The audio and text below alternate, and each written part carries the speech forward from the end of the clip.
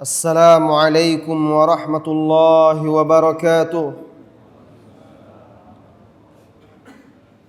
إن الحمد لله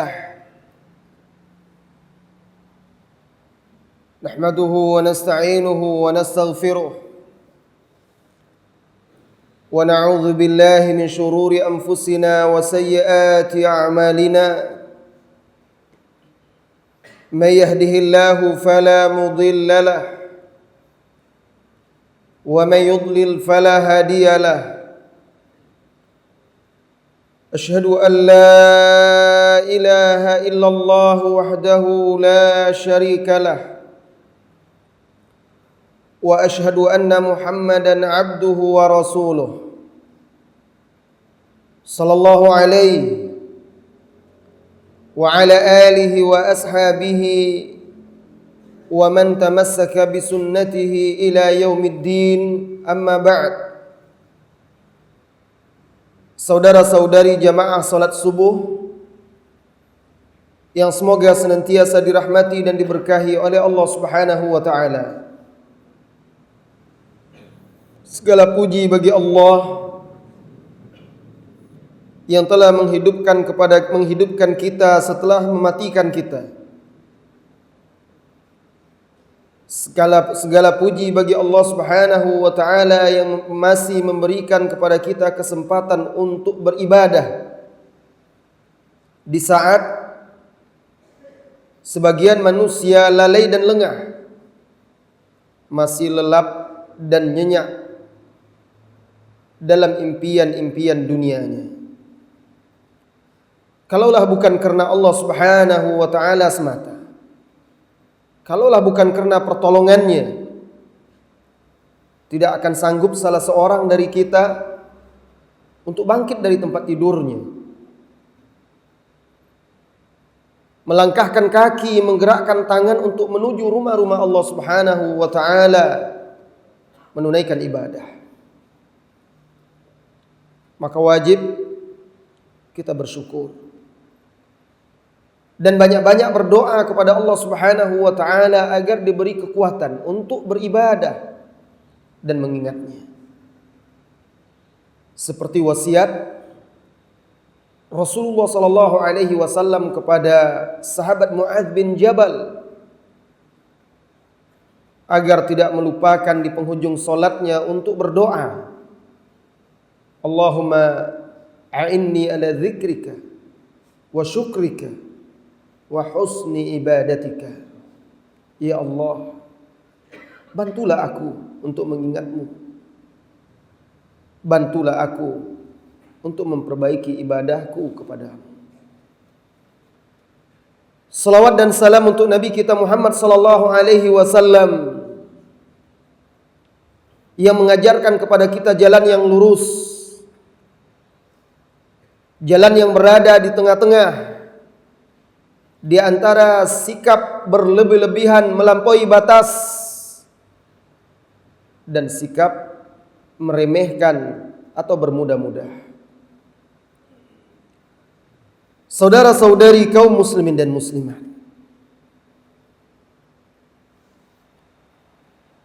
kalaulah misalnya ada seseorang mengetuk pintu rumah Anda,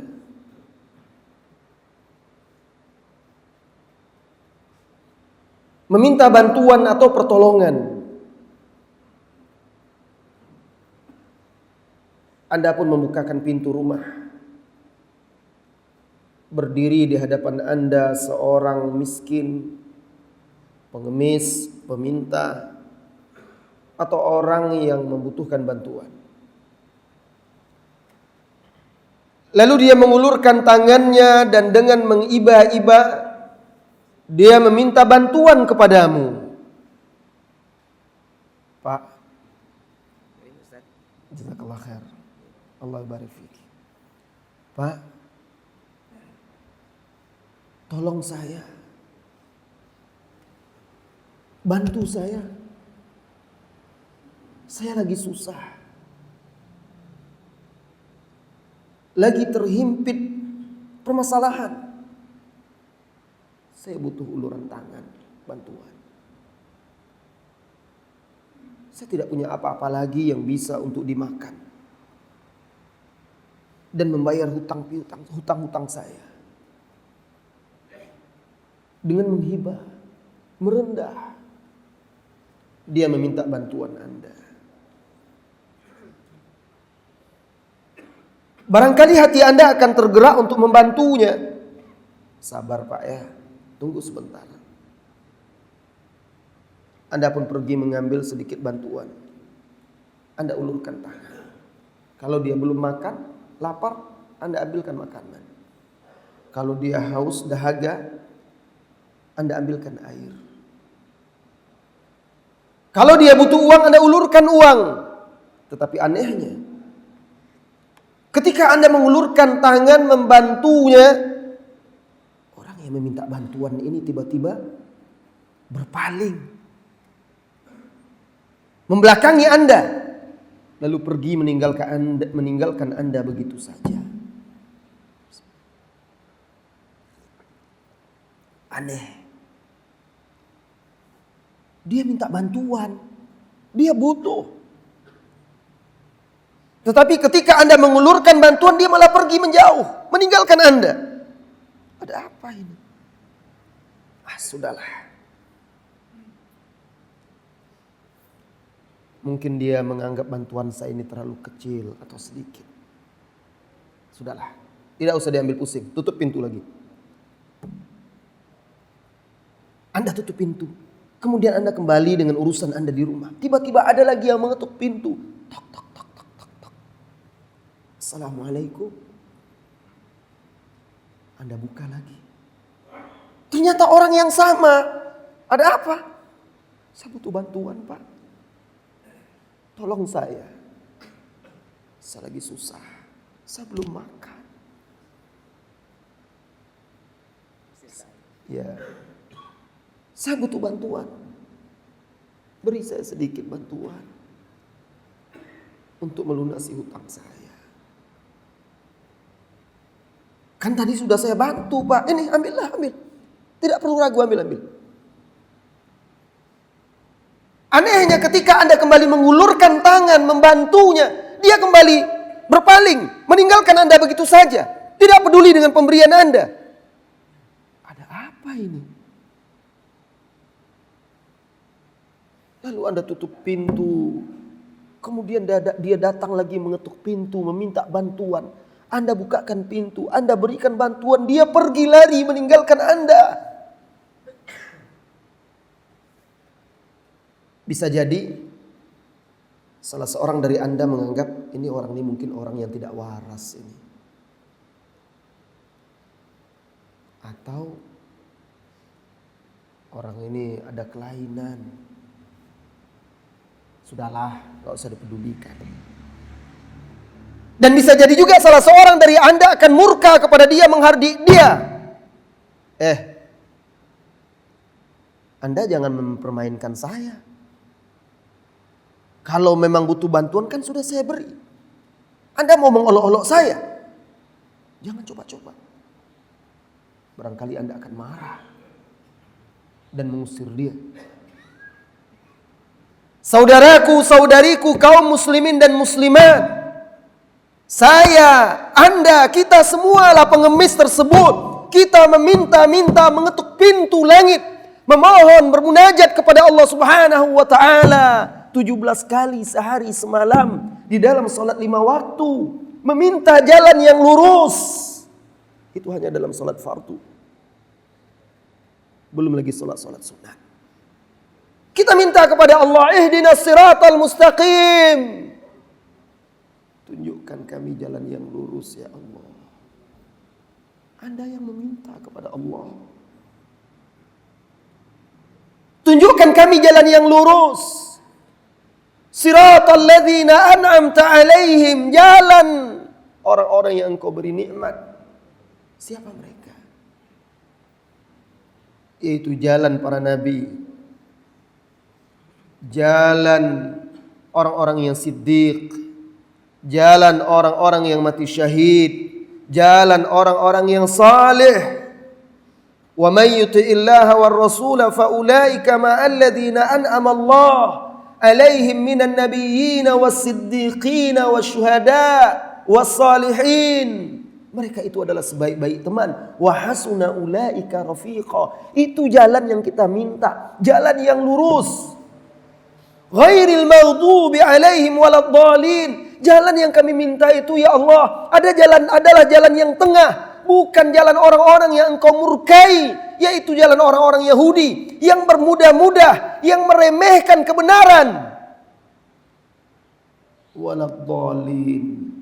Bukan pula jalan orang-orang yang sesat, orang-orang Nasrani yang melampaui batas, ghulu dalam beragama. Jalan yang kami minta itu adalah jalan yang lurus yang berada di antara itu.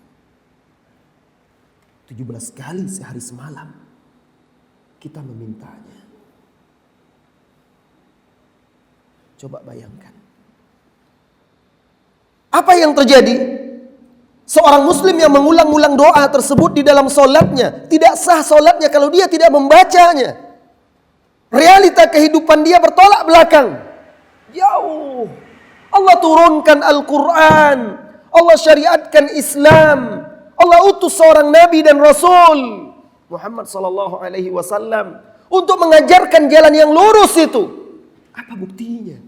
Lihatlah realita kehidupan kaum muslimin. Benarkah mereka menerima anugerah Allah Subhanahu wa taala itu? Atau kata obahnya seperti pengemis itu, meminta-minta lalu ketika diberikan oleh Allah Subhanahu wa taala dia lari meninggalkannya, tidak peduli. Kalau Anda saja marah kepada pengemis itu, Allah Subhanahu wa taala juga murka kepada orang-orang yang berpaling dari jalannya. Saudara-saudari kaum muslimin dan muslimat yang semoga senantiasa dirahmati dan diberkahi oleh Allah Subhanahu wa taala. Jalan yang lurus adalah jalan umat ini. Jalan tengah. Allah Subhanahu wa taala berfirman di dalam surat Al-Baqarah ayat 143. Wa kadzalika ja'alnakum ummatan wasata litakunu syuhada'a 'alan nas wa yakuna ar-rasulu 'alaikum syahida. Dan demikianlah kami jadikan kalian umat yang tengah. Anugerah. Semata kemurahan Allah Subhanahu wa taala saja ini kepada kita. Kita tidak tahu apa-apa. Allah anugerahkan kita. Allah beri ilmu, Allah bimbing kita. Allah pilih untuk menjadi umat yang tengah ini. Litakunu syuhada'a 'alan nas, agar kalian kelak di hari kiamat menjadi saksi atas seluruh manusia. Wa yakunu rasulu 'alaikum syahida, dan Rasul menjadi saksi pula atas kalian. Di dalam hadis yang sahih, Rasulullah sallallahu alaihi wasallam bersabda, "Yud'a Nuhun yaumal qiyamah." Di hari kiamat ketika manusia dikumpulkan di mahsyar,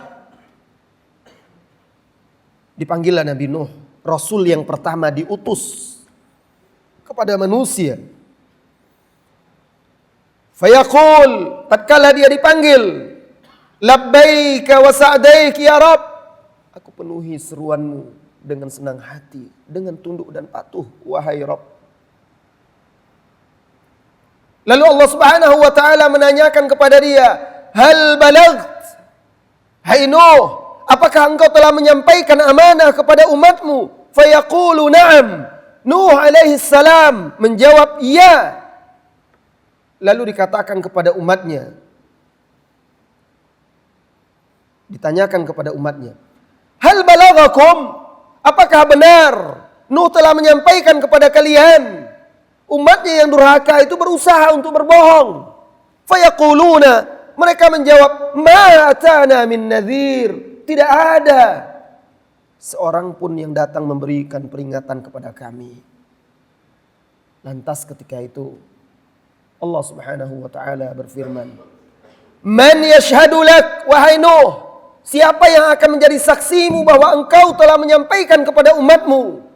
Maka Nabi Nuh berkata, Muhammad wa ummatuh, Muhammad sallallahu alaihi wasallam dan umatnya.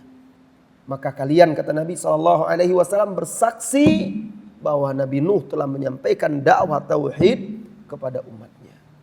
Itulah dia makna ayat tersebut. Anugerah yang patut kita syukuri.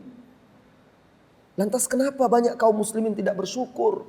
Dipilih menjadi umat yang terbaik, umat yang tengah, umat yang adil. Karena tidak boleh menjadi saksi kecuali orang yang berada di atas jalan yang lurus, yang adil. Yang menyimpang adalah zalim, baik di kiri maupun di kanan. Menyimpang dari jalan yang lurus adalah kezaliman, tidak bisa dijadikan sebagai saksi.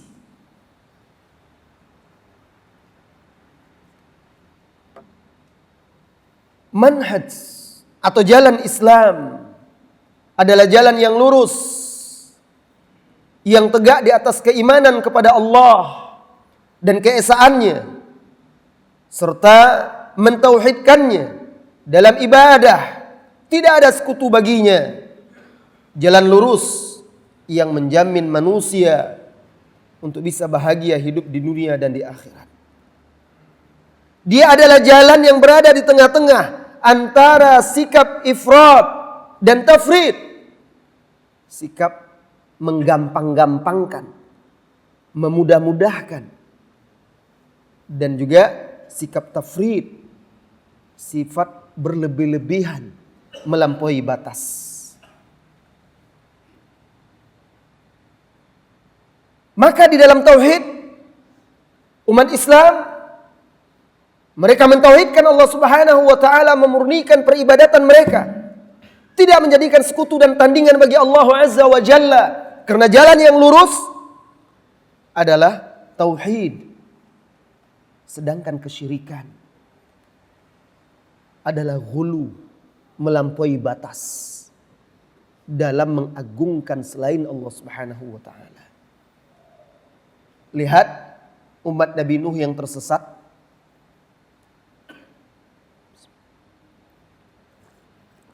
Mereka jatuh dalam lembah kesyirikan. Kesyirikan pertama terjadi itu di zaman Nabi Nuh. Di dalam hadis Rasulullah sallallahu alaihi wasallam dijelaskan antara Nabi Adam dan Nabi Nuh itu 10 qurun. 10 abad. Kanu ala tauhid. Manusia ketika itu bertauhid. Lalu di zaman Nabi Nuh ada 5 orang soleh yang menjadi suri tauladan, panutan oleh manusia ketika itu wafat.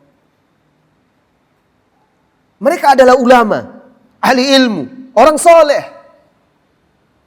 Ketika ulama wafat, ilmu pun hilang,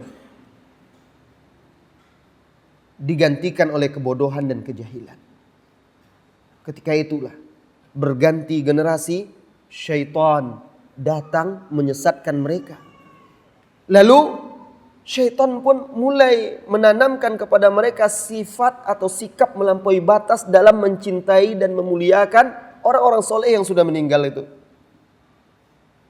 Lalu dikatakan oleh syaitan kepada mereka, dibisikkan, mereka itu adalah orang-orang soleh, orang-orang yang patut dijadikan contoh dan suri tauladan, agar kalian mudah untuk mengenang mereka, menjadikan mereka contoh. Buat patung-patung mereka, letakkan di dekat kuburan mereka.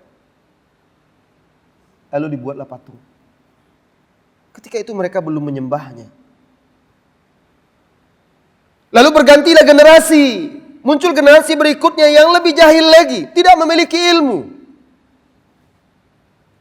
Lalu mulailah syaitan menyesatkan mereka, membisikkan makar dan tipu dayanya. Dulu bapak kalian, nenek moyang kalian, kalau ada apa-apa, ada masalah, ada problema, mereka datang ke sana. Karena itu orang-orang soleh, orang-orang yang dekat kepada Allah, orang-orang yang dicintai oleh Allah. Kalau kalian ini siapa? Maka berdoa di sana agar mereka bisa menjadi perantara antara kalian dengan Allah. Lalu pergi mereka di sana beribadah. Sampai akhirnya mereka berlebihan, melampaui batas, mengagungkan orang yang sudah meninggal itu. Lalu akhirnya mereka menyembah patung tersebut. Jatuhlah dalam lembah kesyirikan. Diutus Nabi Nuh untuk mengingatkan mereka, mengajak kembali kepada tauhid. Kenapa? Karena sikap melampaui batas. Di sisi lain ada pula orang yang menganggap enteng, menganggap mudah, sehingga mereka tidak pula mau beribadah kepada Allah Subhanahu wa taala. tidak tunduk dan patuh. Dan juga mereka ini tidak menghargai orang-orang yang soleh, tidak memuliakan orang-orang yang taat, tidak menghormati para ulama. Islam, jalan yang lurus berada di antara itu. Mereka menghormati orang yang soleh, memuliakan ulama. Akan tetapi mereka tidak mengangkat kedudukan orang soleh dan ulama tersebut melebihi kedudukan yang telah Allah berikan. Mereka juga adalah manusia, sama seperti yang lainnya. Saudara-saudari, Nasara tidak tersesat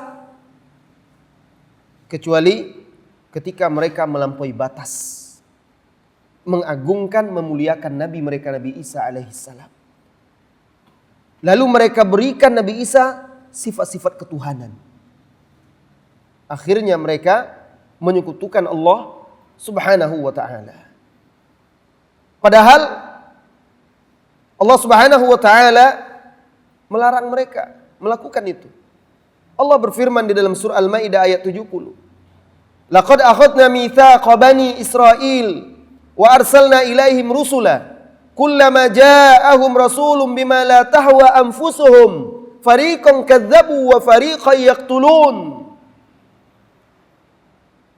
Nah, Yahudi tadi An-Nasara tadi berlebihan, orang Yahudi menggampangkan, bermudah-mudah. Apa kata Allah?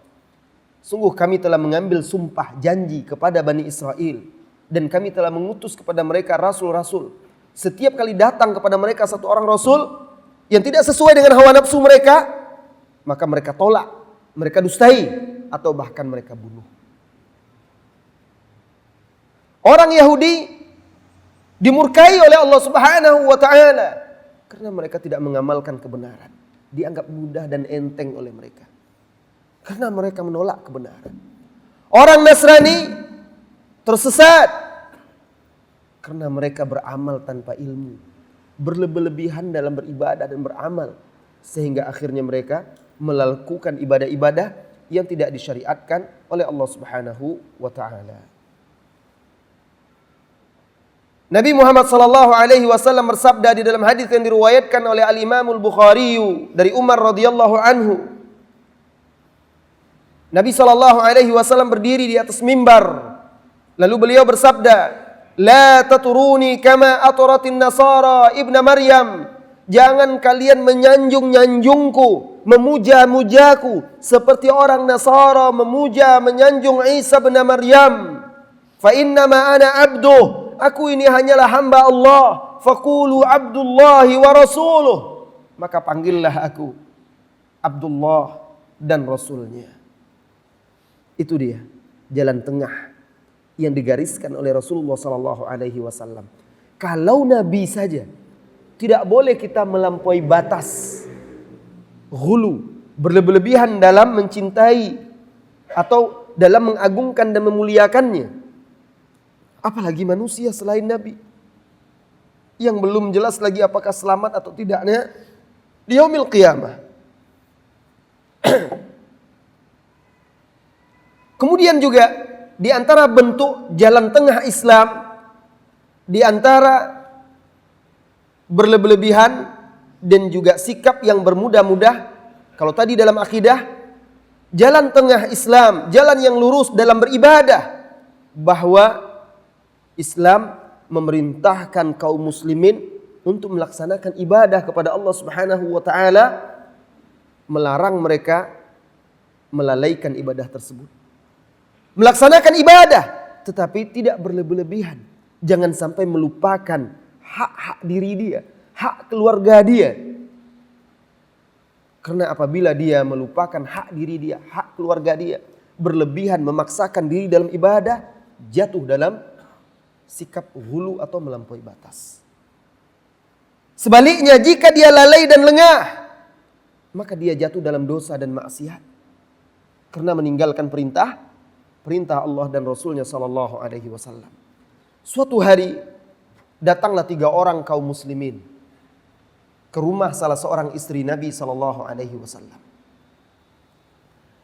Lalu mereka menanyakan bagaimana ibadah Rasulullah sallallahu alaihi wasallam.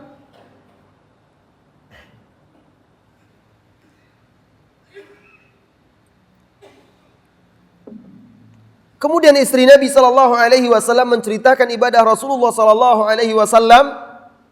Lalu kata mereka, wajar Nabi seperti itu. Dia sudah diampuni dosanya, sedikit ibadahnya. Adapun kita harus lebih dari Rasulullah sallallahu alaihi wasallam. Maka yang satunya berkata, amma ana fa asumu wala uftir. Saya akan puasa selama-lamanya, setiap hari saya puasa. Siyamud dahar, dan saya tidak akan berbuka. Dia berjanji, bertekad untuk beribadah sebanyak-banyaknya. Adapun yang kedua, wa ammal akhar fayaqul. Adapun yang kedua berkata, adapun aku, amma ana faaqumu wala anam. Adapun aku akan terus salat malam dan tidak akan tidur lagi. Sedangkan yang terakhir berkata, dan saya fala atazawwajun nisa. Saya tidak akan menikah dengan wanita. Karena kalau saya menikah, terganggu ibadah saya. Saya tidak bisa khusyuk. Saya tidak bisa mendekatkan diri kepada Allah. Lihat. Yang satu ingin berpuasa terus menerus sepanjang masa. Yang satu ingin sholat malam tidak tidur. Yang satu lagi tidak ingin menikah agar bisa fokus beribadah. Sampai perkataan mereka itu kepada Rasulullah sallallahu alaihi wasallam. Maka Rasulullah sallallahu alaihi wasallam naik ke atas mimbar ketika kaum muslimin berkumpul di masjid. Lalu Rasulullah sallallahu alaihi wasallam berkata, "Ma bala aqwamun yaquluna kadza wa kadza." Kenapa ada beberapa orang yang mengatakan begini. Rasulullah ceritakan perkataan mereka. Tapi orangnya tidak disebutkan.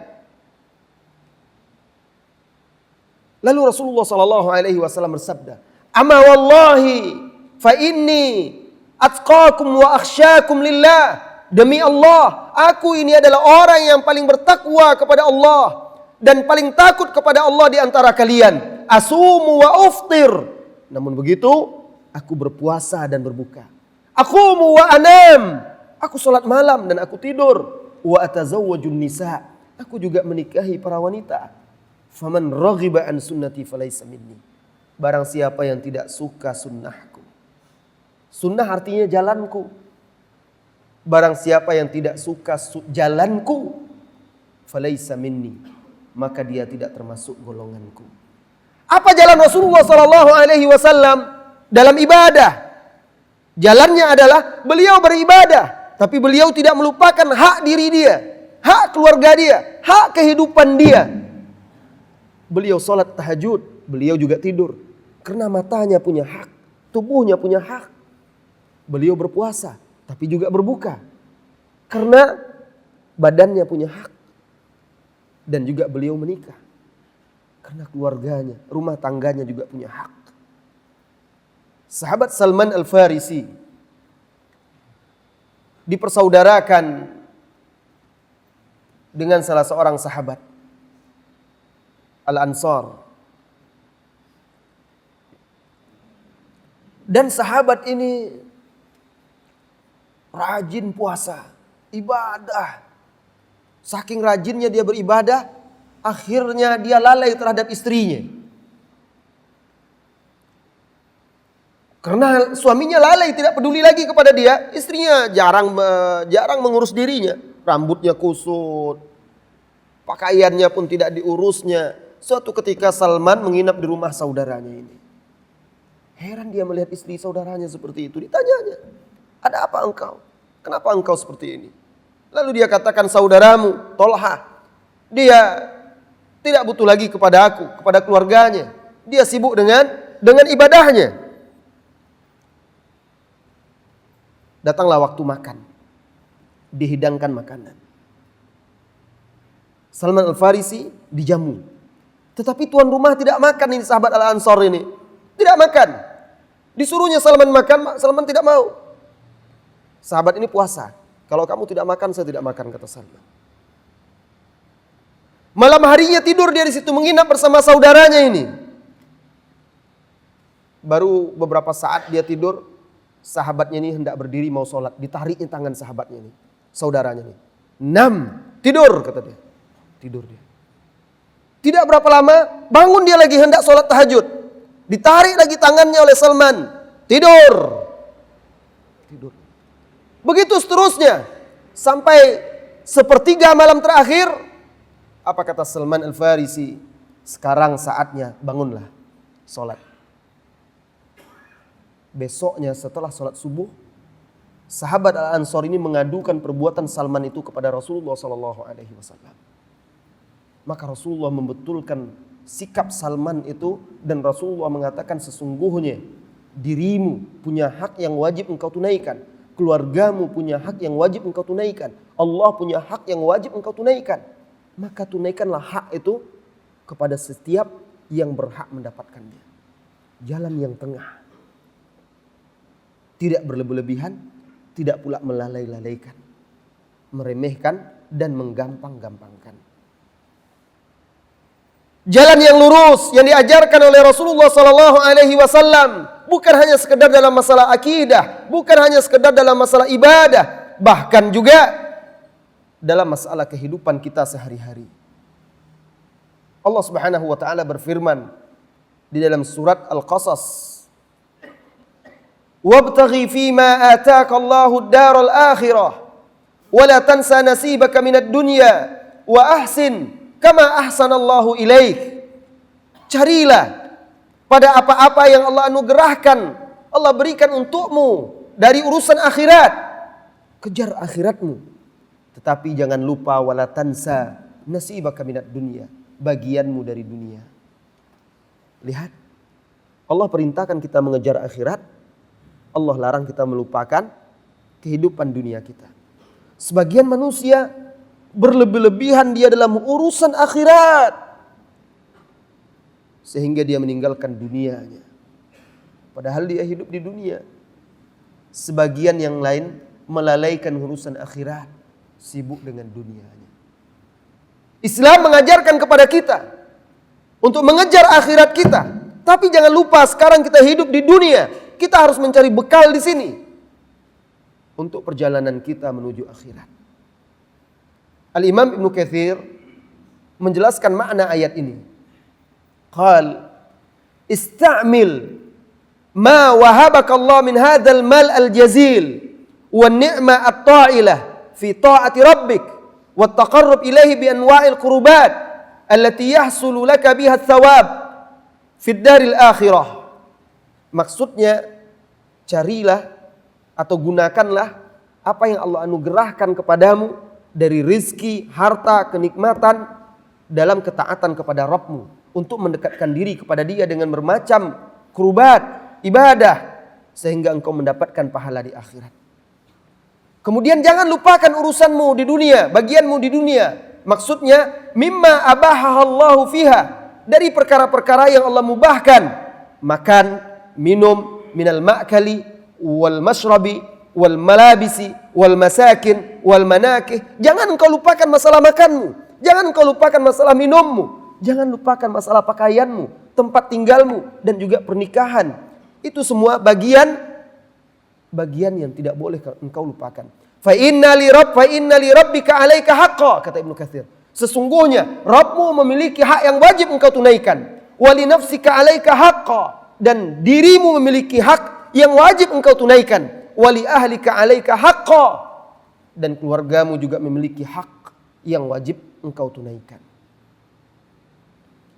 Orang Yahudi adalah orang yang paling tamak terhadap dunia, lupa akhirat. Apa kata Allah Subhanahu wa taala mencela orang-orang Yahudi? Wala tajidannahum ahrasan nasi ala hayah. Engkau akan dapati orang-orang Yahudi tersebut orang yang paling tamak dan rakus terhadap kehidupan dunia. Makanya mereka takut mati. Tamak dan rakus terhadap dunia. Ini memudah-mudahkan, bermudah-mudah, berleha-leha, lalai. Sebaliknya Allah juga mencela orang-orang Nasara. Kenapa? Yang berlebihan pula dalam urusan akhirat. sehingga tidak diperintahkan dilakukannya. Allah Subhanahu wa taala berfirman di dalam surah Al-Hadid, "Wa rahbaniyatan ibtada'uha ma katabnaha 'alaihim illa ibtigha'a ridwanillah fama ra'awha haqqa ri'ayatiha." Dan kependetaan yang mereka karang-karang, mereka buat-buat bid'ahnya, kami tidak pernah menetapkan, mewajibkan atas mereka perilaku, ritual, ajaran kependetaan tersebut yang meninggalkan sebagian dari dunia dengan alasan-alasan akhirat. Kecuali yang kami perintahkan adalah mencari keridhaan Allah, tapi mereka tidak menjaga hak tersebut dengan sebenar-benarnya. Allah celah mereka karena mereka berbuat bid'ah dalam agama mereka.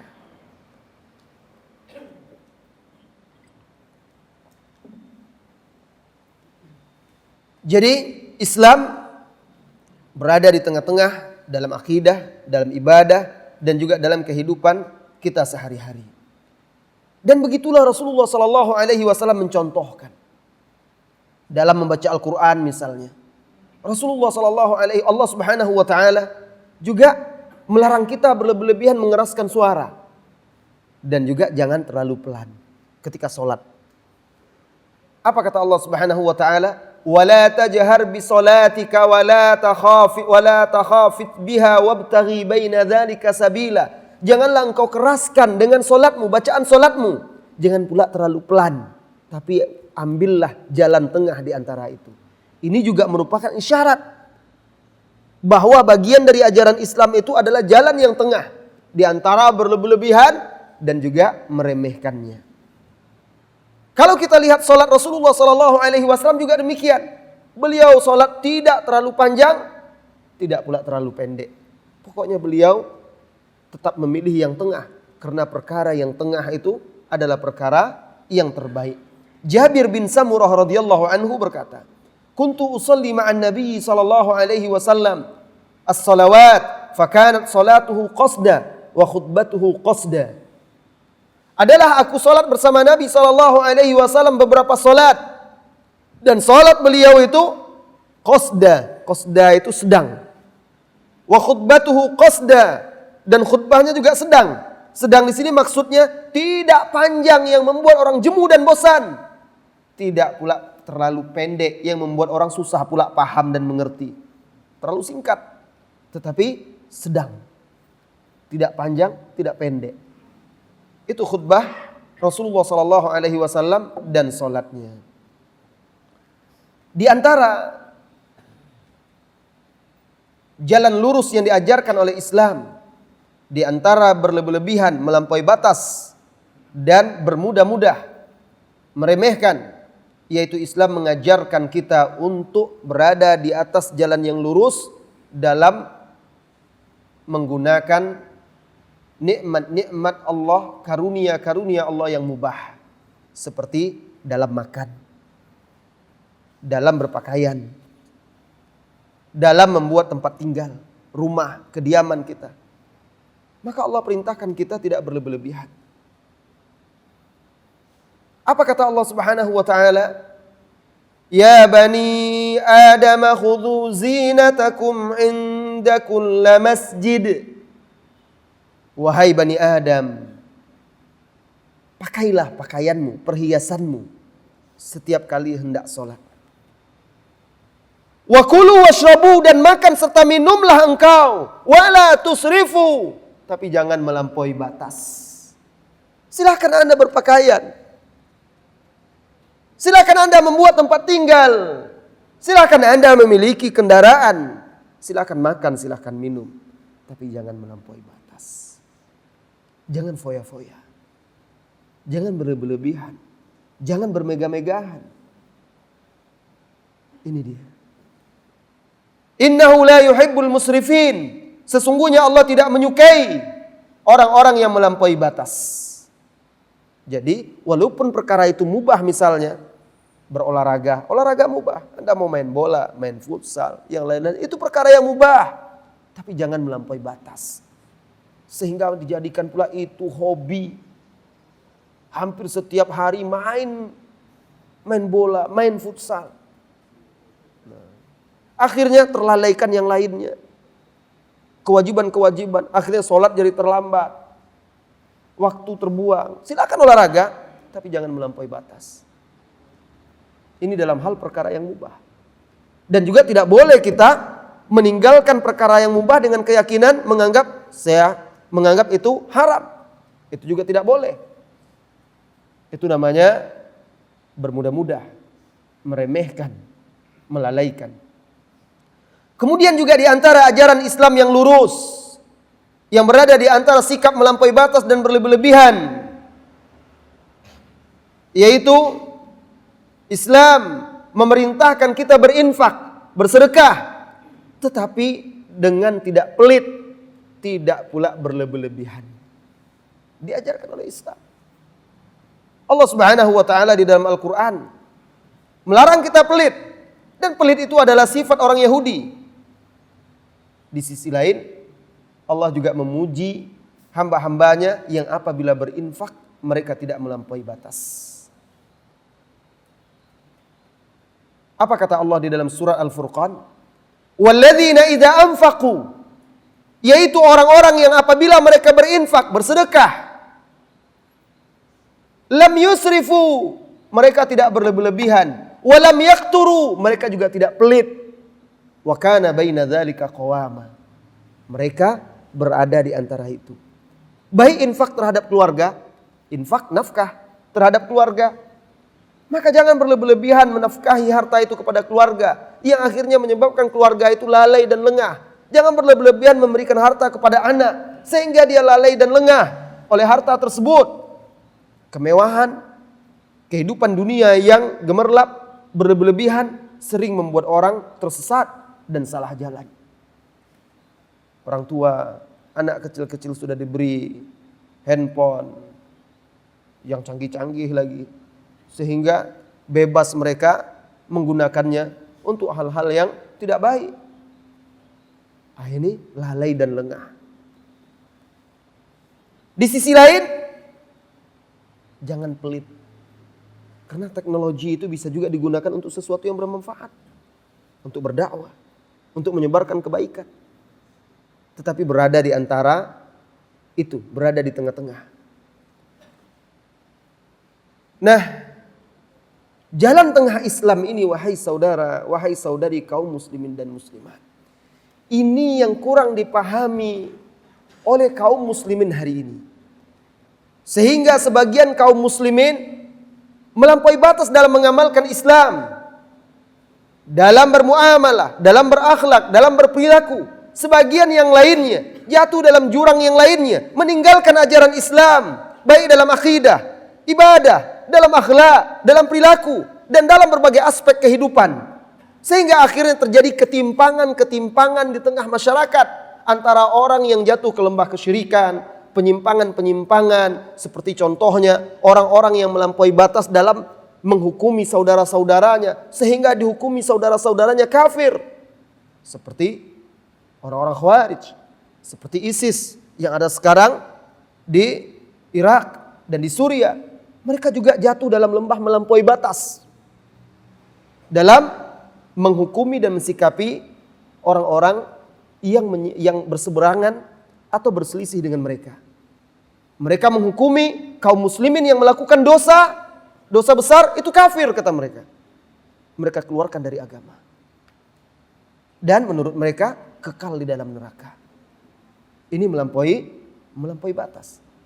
Sementara ada lagi orang-orang yang lain menganggap tidak apa-apa berbuat dosa, tidak ada masalah, tidak ditegakkan amar ma'ruf, tidak dinasihati kaum muslimin yang bermaksiat. Ini lalai dan lengah. Tentu tidak akan sama orang yang beriman dengan orang yang tidak beriman, orang yang taat dengan orang yang tidak taat. Saudara-saudari kaum muslimin dan muslimat. Dan tidak akan baik kehidupan masyarakat. Tidak akan kembali kemuliaan, kekuatan dan kejayaan umat Islam. Bahkan tidak bisa mereka bersatu kecuali mereka menerima kembali, mengambil pemberian Allah Subhanahu wa taala kepada mereka, yaitu jalan yang lurus yang dia minta. jalan lurus itu. Di antara jalan orang Yahudi dan juga di antara jalan orang Nasrani. Orang Yahudi yang tidak mengamalkan ilmu, orang Nasrani yang beramal tanpa ilmu. Jalan Islam adalah jalan yang dilandasi oleh ilmu, berdiri di atas ilmu, dan jalan yang mengamalkan ilmu itu. Seorang muslim hendaklah jika dia beramal dengan ilmu. Jika dia berilmu, maka dia mengamalkan ilmunya. Barang siapa yang beramal tanpa ilmu, maka dia telah menyimpang, meniru-niru, menyerupai orang Nasrani. Barang siapa yang tidak mengamalkan ilmunya, maka dia menyerupai orang Yahudi, juga keliru dan menyimpang. Adapun Islam berada di antara itu. Ihdinas siratal mustaqim, siratal ladzina an'amta 'alaihim, ghairil maghdubi 'alaihim waladdallin. Itu dia doa kita. Mudah-mudahan kita benar-benar dibimbing oleh Allah Subhanahu wa taala untuk menempuh jalan yang lurus itu dan bisa mengamalkan Islam yang benar, Islam yang tengah, Islam yang jauh dari sikap melampaui batas, dan Islam yang tidak pula melalaikan dan melengahkan hak-hak Allah, hak-hak Rasulnya, hak agama ini, hak diri sendiri, hak keluarga, hak masyarakatnya, dan hak setiap orang yang memiliki hak yang wajib ditunaikannya. Ini dia kajian singkat kita pada pagi hari ini. Waktu yang tersisa kita gunakan untuk bertanya jawab. Silahkan kalau ada pertanyaan diajukan. Silahkan.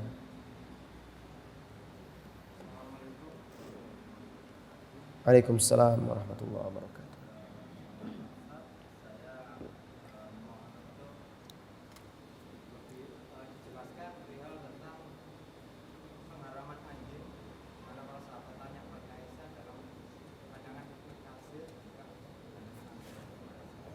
Ulang lagi masalah pengharaman.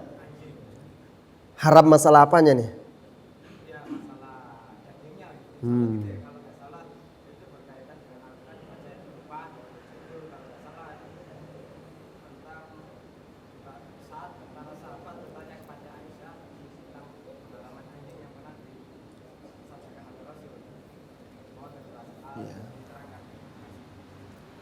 Kalau masalah haramnya memakan anjing, maka sesungguhnya Rasulullah SAW di dalam hadisnya sudah menegaskan di antara hewan-hewan yang diharamkan yaitu kullu dzinabin,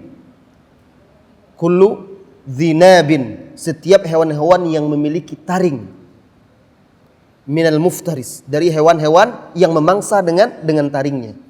Jadi Rasulullah SAW di dalam hadis tersebut menyebutkan beberapa hewan-hewan yang haram dimakan, di antaranya salah satunya disebutkan ciri-cirinya adalah hewan yang bertaring. Nah, termasuklah di situ setiap hewan yang memiliki taring, maka itu masuk dalam kaidah hadis tersebut. Dalam hadis kullu dzinabin, ya, minal muftaris, dari hewan yang memangsa. Itu hadisnya. Kemudian yang kedua yang menunjukkan dia haram juga karena dia mengandung najis, yang bahkan tidak bisa dibersihkan najisnya itu, air liurnya itu, kecuali dengan tanah. Dan hadis tersebut juga sahih, diriwayatkan oleh Bukhari dan Muslim. Bagaimana kita akan memakannya? Sedangkan anjing itu menjilat piring kita saja, wajib kita bersihkan sampai 7 kali. Salah satunya, yang pertamanya adalah dengan tanah. Rasulullah SAW bersabda, idza walaghal kalbu fi ina'i ahadikum, apabila ada anjing menjilat piring perkakas salah seorang dari kalian, faghsiluhu sab'an ulahunna bitturab, maka basuhlah dia 7 kali, yang pertamanya dengan tanah.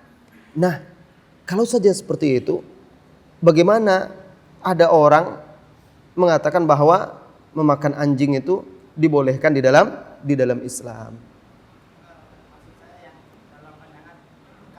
Ibnu Katsir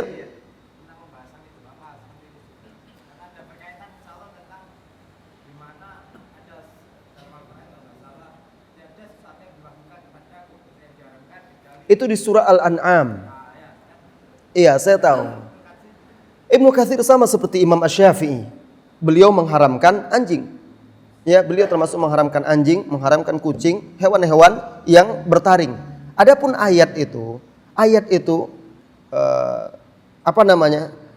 itu turunnya berkaitan dengan Bani Israel. Perhatikan ayat itu kembali.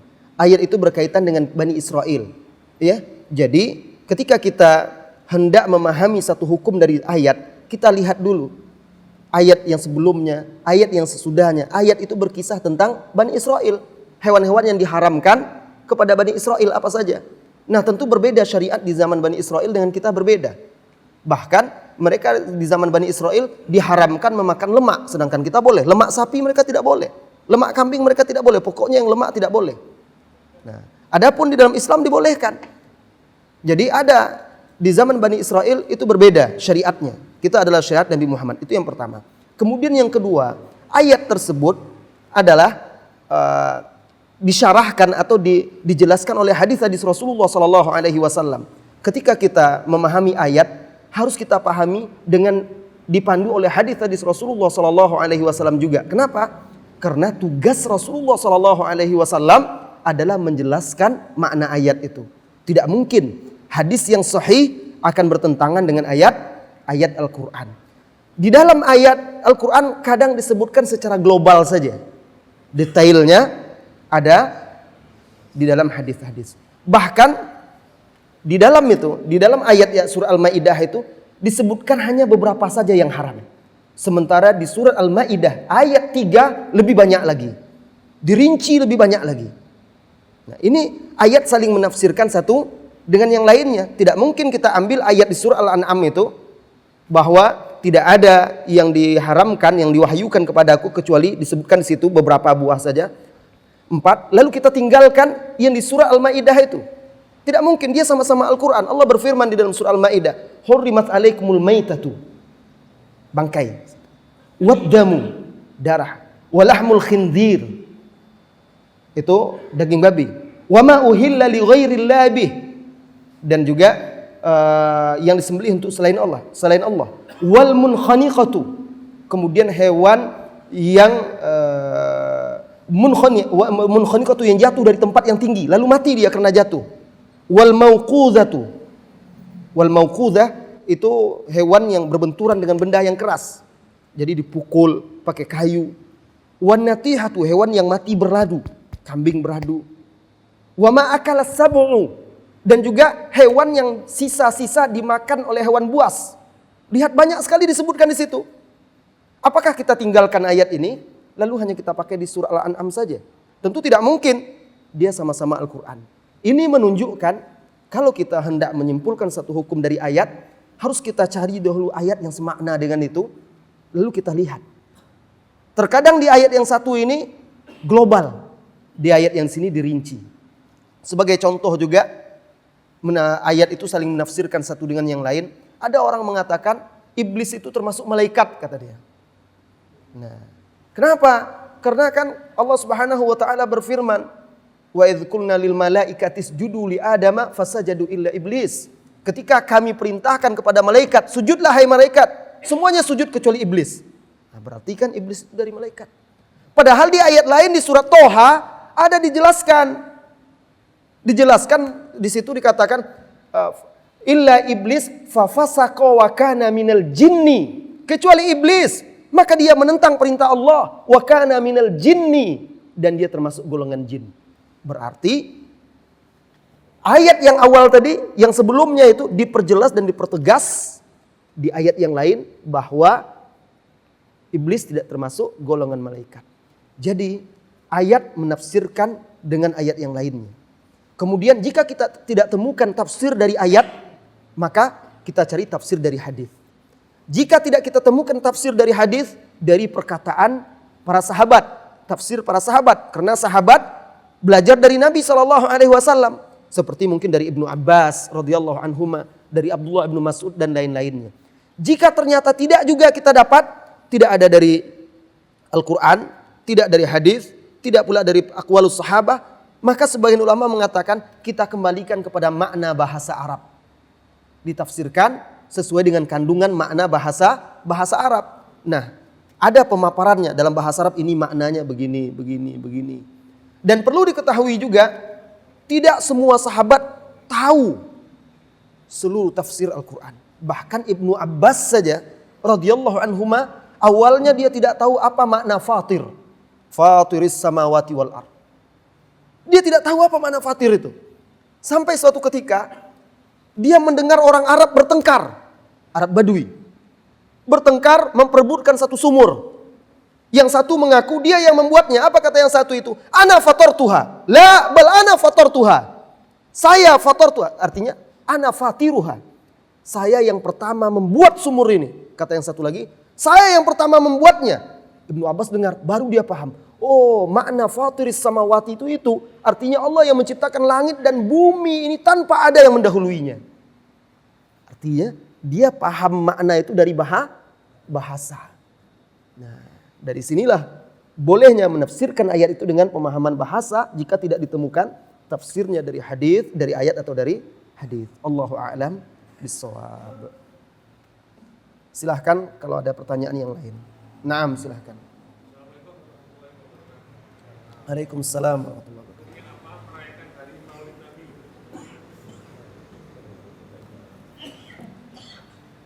Maulid Nabi itu dirayakan di berbagai daerah, hampir di seluruh Asia Tenggara, bahkan juga di belahan dunia yang lain.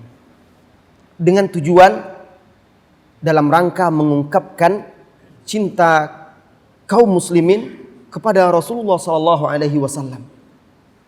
Maka sebagian kaum muslimin memperingati hari lahirnya Rasulullah SAW. Maulid artinya hari lahir Rasulullah SAW. Nah, apakah maulid ini sejatinya ada di dalam Islam atau tidak, dianjurkan atau tidak? Maka untuk mengetahui ini harus kita baca sejarah, baik melalui hadis-hadis ataupun melalui kitab-kitab sejarah Islam. Kalau kita merunut kajian-kajian sejarah mulai dari zaman Rasulullah SAW sampai zaman para sahabat, jujur tidak kita temukan mereka melakukannya. Kalau kita tanyakan pada diri kita, siapa manusia yang paling mencintai Rasulullah SAW? Pasti kita akan menjawab para sahabat. Tidak akan ada lagi orang sekarang yang sama bisa menandingi cinta para sahabat kepada Nabi SAW. Pertanyaannya, kenapa tidak ada satu pun riwayat menjelaskan mereka merayakan dan memperingati itu? Ada apa? Apakah tidak sampai hadisnya kepada kita atau ada yang menyembunyikannya? Itu praduga-praduga kita. Yang jelas, yang nyata, tidak ada satupun ahli sejarah mengatakan para sahabat melakukan itu. Dan juga tidak ditemukan satupun hadis Rasulullah SAW menganjurkan. Karena mencintai Nabi itu kan diperintahkan, dianjurkan. Tapi Rasulullah tidak ajarkan kalian supaya kalian semakin cinta kepada saya nanti sepeninggal saya, maka kalian lakukan ini, lakukan itu. Tidak. Tetapi Rasulullah SAW hanya memerintahkan bukti cinta itu adalah dengan mengikuti dia. Qul in kuntum tuhibbunallaha fattabi'uni yuhibbukumullah wa yaghfir lakum dzunubakum. Katakanlah jika kalian betul-betul mencintai Allah, ikuti aku, teladani aku. Kemudian terus generasi sesudahnya tabi'in juga tidak kita temukan. Dan begitu juga sampai kepada imam yang empat, Abu Hanifah, Malik, Syafi'i, Ahmad. Bahkan di dalam kitab-kitab Imam Syafi'i seperti kitab Ar-Risalah karangan dia juga. Dan ada lagi kitab-kitab beliau yang kecil yang lainnya, seperti kitab Jima'ul Ilmi. Dibaca, kita teliti, tidak ada juga. Apa Imam Syafi'i ini tidak tahu ya?